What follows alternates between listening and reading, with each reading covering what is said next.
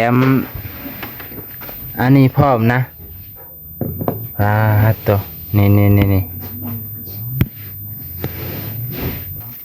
อ่ะใจละลายใจดื้อเห็นตลาดน้อยแลนผ่านก็เลยเลยซื้อนะซื้อน้ำเพิ่นซื้อของมาผ่ากินให้เบิ่งติกินได้บ่ทุก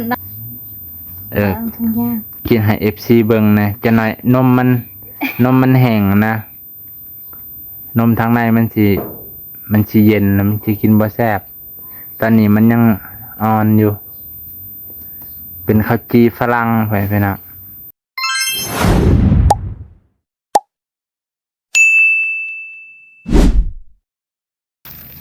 สบายดีพ่อแม่พี่น้องสวัสดีครับท่านผู้ชมที่เคารพ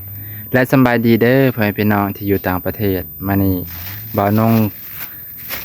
เอาขนมข้าวจีเนาะภาษาลาวว่าข้าวจีเป็นภาษาลาวข้าวจีแบบของฝรั่งเศสท่านผู้ชมมาฝากบุญเพ่ง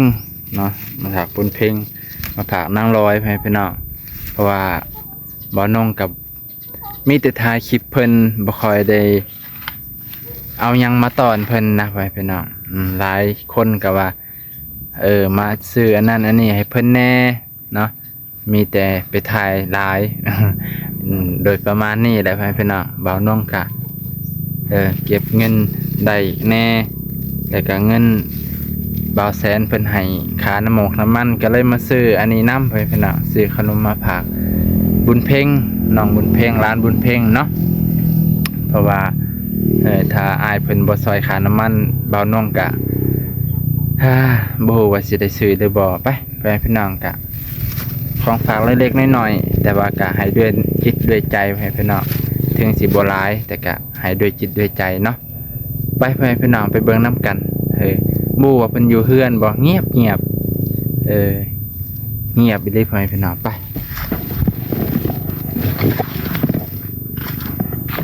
ป้าตัวคือเงียบแท้อ้ายเกิงอยู่บ่น้อนี่เงียบมิดซิลีป้ามื้อนี้ก็แดดแน่พี่น้องท้องฟ้าโปร่งใสแจ่มใสเลยมื้อนี้ถือว่าเป็นมื้อดีว่าซั่นเถาะบ่ฮู้ว่าบ่าวลาวเพิ่นสิมาบ่มื้อนี้บ่าวนงก็ยังบ่ฮู้เนาะ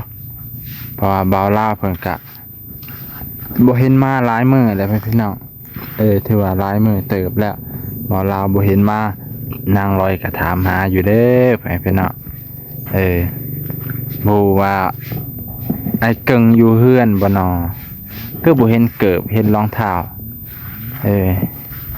เห็นแต่นางลอยพี่น้องบุญเพ่งก็บ่เห็นเลยนี่บุญเพ่งอยู่บ่น้อเพลงนี่ลงมามันก็ไม่ไปเฮาขึ้นไปทางเทิงดีกว่าพี่น้องไอ้เกิงอยู่บ่โอ้เปาะที่ไหนก็แต่เปาะไปแล้วเปาะเองอยู่หาอยู่หากินบ่ตาบ่มีของกินไปพี่น้องอาหารนางบุญลอยอาหารนางลอยเพิ่นจำปลาแดกกับข้าวแถมอันนี้พร้อมนะตัวนี่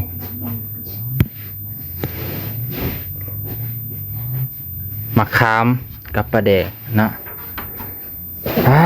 ตัวโอ้ยสบายดี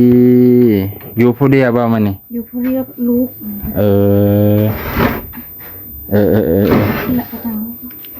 เอาอยู่หั่นแหละต้องภาพเก่าภาพเดิมไว้พี่น้อง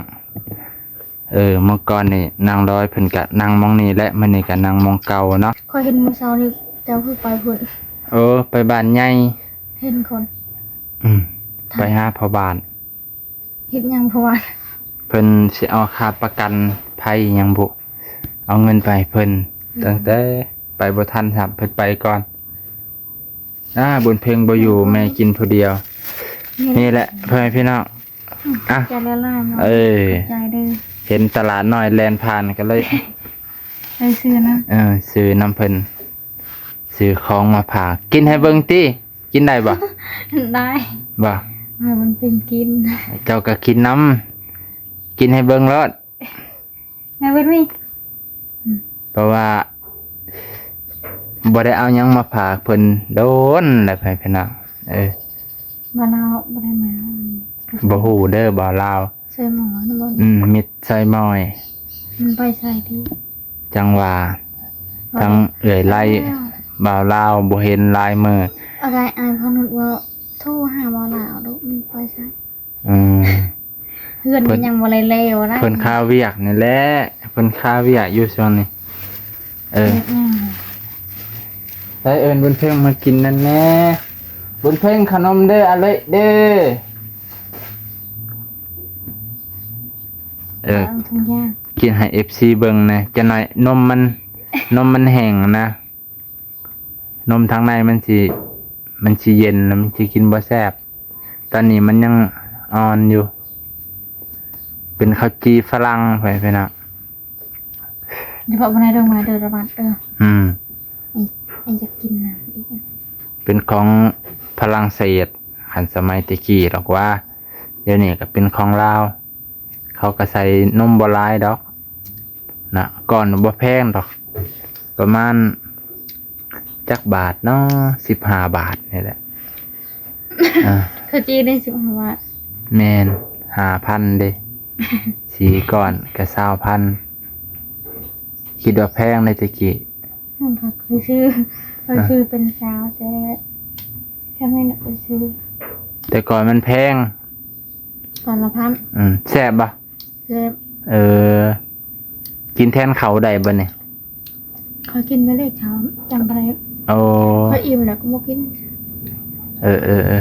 อีกอันเนี้ยไป 9 โมงแล้วไปเนาะก็เลยบ่าวน้องกัดมาที่ทางอื่นก็เลยแวะมาหาเพิ่นก็เลยเห็นตลาดน้อยเพิ่นแลนก็เลยควักมือซื้อซอยเพิ่นแน่ก็เลยมาให้บุญเพ่งนางร้อยแน่มาให้ไอ้กึ่งสำซาบ่ได้ทายเพิ่นดุก็เลยให้ของขวัญเพิ่นแน่มันก็บ่ได้หลายดอกพี่น้องแต่ก็ให้ตามกำลังเฮานี่แหละเนาะสำซา YouTube ผ่านคักก่อนนิดหน่อยก็กินได้บ่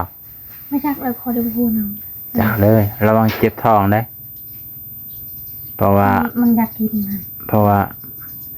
ก็บ่ฮู้ว่าเด็กน้อยมันสิกินได้บ่คันแม่กินได้ก็มันเป็นนมนะอย่ามันเยิงท้อง มันเป็นนมก็คือกินได้กันมันบ่พิษเนาะโอ้บ่ผิดกะให้กินเท่าละน้อยฮ้อนบ่บัดนี้ หอม อบเอาเนาะลมก็บ่มาบัดนี้ป้าตะ ใครแน่มันเด็ดเลย ใครอยู่มันแดดแต่ว่ามันก็ป้าตะฮ้อนนี่เลยจักแล้วทางผลมันสิเย็นกว่าแต่มันก็บ่เย็นนะเพิ่นพี่น้อง อันนี้ตอนเว้นตอนเช้านี้เย็น โอ้ช่วงเช้านี่เย็นแต่ว่าตอนเที่ยงในห้อนเนาะมันเอาได้ไปพี่น้องสังกะ น้ำเรื่อยสังกะสีจนลั่น เขาอยู่บ่ได้ ถ้าห้อนแห้งนี่เจ้าบ่ย่านโรคเกี่ยวกำเริบบ่ บ่มันเป็น มันสิเป็นยามใดถามนี่ ชักเล็กคอดูพูน้ำ บ่แบบก่อนมันสิเป็นในรู้สึกบ่ตัวมันสิ เอาเขากินยาเรื่องมือเช้า ต้องกินยาตลอดบ่ กินยาตลอด ตั้งแต่น้อยจนใหญ่ ดู แพงบ่ยาไปซื้อแต่ละเทื่อ ไม่ได้ไพ่พอลาซื้อให้ด้านนี้นี่ บ่แม่นหยังดอกเฮาก็อยู่กัน2 คนหาซักมันวะ บ่น้องก็จำเป็นสิอุ้มเลยเมียไผก็ยาเด้อ บ่ป้องกันไว้และยาในกันเนาะบ่น้องก็บ่เคยเห็น เคยกินแล้ว คันกินยาแล้วบ่เป็นหยังบ่ บ่เป็นหยัง คันตอนนั้นน่ะบ่ได้กินบ่ตอนบ่ลาวอยู่ ตอนนั้นมันบ่ได้กินยา จะเป็นไข้พร้อมเนาะ โดย อืมเป็นไข่พร้อมเลย เขาบ่ได้กินยากันนะ อ่ ยานพิษลูกในลูกยันพิษ โอ้ได้ลูกน้อยเนาะ โดย เพิ่งกินยาก็ยันผิดลูก ยันพิษเท่านั้น เพราะว่าลูกกินนมเฮาเนาะ โดย เออ ยานี่มันขึ้นมันชอบรีม โอ้ยาในขึ้นแห้งบ่ อืม มันเฮากินยามันเป็นจังไดคือว่าขึ้นแห้ง มันให้มันเบรกเถอะ โอ้ง่วง นะ อืมคือกินยาอันนั่นแหละมันสิง่วง มันอยากให้นอนเลยมันบังคับให้นอน ช่วงหน้าเพิ่นเป็นไข้แน่แล้วก็ทางลูกก็ยังน้อยลูกก็ยังกินนมไปพี่น้องเพิ่นก็เลยบ่ขาดยาบ่ได้กินยาบ่ได้ขาดดอกมียาแต่บ่ได้กินเพิ่นก็ยานลูกน้อยเพิ่นนั่นแห ให ละ ญ่แค่นั้น แต่เดี๋ยวนี้ก็กินอยู่ กิน แต่ว่าก็คู่มื้อเลยบ่กินคู่มื้อเลยบ่ กินคือมือ เอาโกยปาดตัว มาเด็กตะกัดยาเนี่ยนะตะกัดตันเตลืมประเกิดเนาะ โอ้ กูจีด ก็บ่ดอกมันอันนั้นซื่อ หัวธรรมดา ๆฮะ ขนาดกอยกดอันนั้นน้องกูจีด ข้อยก็บ่เคยเห็นว่าเขาอันนั้นบ่ กำลังเสียนะปวดเปิด อืมก็เลยต้องกินยาไว้ดีหั่นแหละเนาะยานให้กันยายโผล่ออกมาได้ บุญมีเนาะบ่าวน้องก็ได้มาถามต้นปลายสาเหตุการป้องกันเราก็ต้องกินยาตลอดจ๊ะเอจ๊ะเออืม มันอยู่กับเด็กมอจอยใช่ไหมกด จ๊ะ เบาบใบเวียง บ่เวียงบ่จักป้าตัวกินไปแต่แสบบ่าวน้องจุยน้ำลายนะ กินแล้วไหม กินบ่าวน้องกินแล้ว เฮ้คานมาเราแต่กายเตื้อคนไหนเราแต่กายเตื้อคนไหนบอกเลยก็ให้ก่อน คานไปเลยคานไปทางพุ่นตกโลดไปเป็นน่ะคานไปทางซ้ายมือ มันเพลงก็ ได้บุญเพลงกับบ่มาน่ะ ยืดเพื่อนคนบ่นั่ง เบิ่งโทรศัพท์แล้วนั่นน่ะ เออ อยากย่างเลยนี่นะนะอยากย่างนะอยากย่างบ่เป็นอยากย่างอะไรไปพี่นะ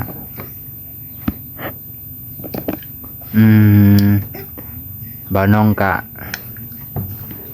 กินแล้วก็แซ่บอยู่บ่นี่ ใช่ คือกินมันยำคือแมวดม เขาอยากกินเอ็ดนมมันบุเซ่ เขาใส่นมน้อย มาลาย เขาก็ยานนมเขาเบิดบีบใส่หน่อยหนึงจะกินได้อยู่บ่ให้กินวันๆเนาะเพิ่นอยากเลยนะผู้น้อยพาตัวบ้านน้องก็ เงียบดูมันไม่